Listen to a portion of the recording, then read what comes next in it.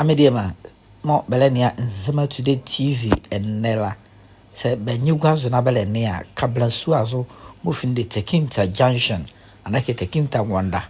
adana ne ye elepa gwarao adana ne eye ehuma adana ne eye agbake adana ne eye manhu mo elekari iruazoro boba ani oyarobore oye nyane na se iruazo boba ani di arobore bobo ke elesimari adana ka e kari luazurelo na se wuri avure bi ele kwa supiti wa wiane a te wuri yo ba wua se gare bi ele kwa wure wa wiane a te wuri ya gare ne ba wua adana ne azo a arobore mo nzemama yele fa nwara ahio kakra kari fi enyinase ba no ba dwuti koba uso ngwokun mara mo ba sinzura ba de moto zo a ono kposo be bere moto mo lokwara kizule si ekposo garen ni o mama obe gwazurala adanyi duai eni adrania fanko bobo zeyeza be vindi Tekinta Wanda ken bobo no anke bara kuma kunche mo reken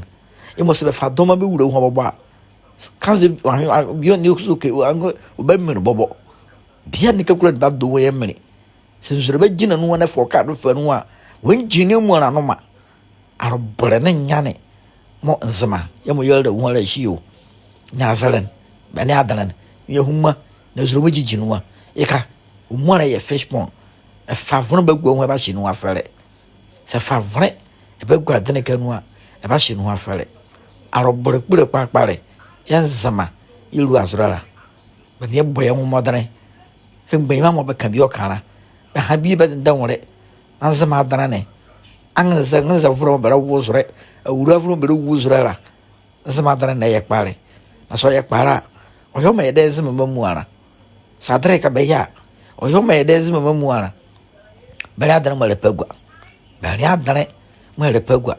mi ehumani agbaka mo wa adana ni azo ele kale ru azora ana kan ku biara kale sechisi gina azo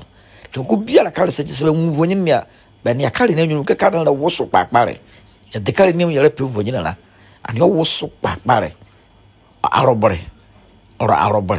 bania kuma mom gali jo kala shiu ani kuma mo la kala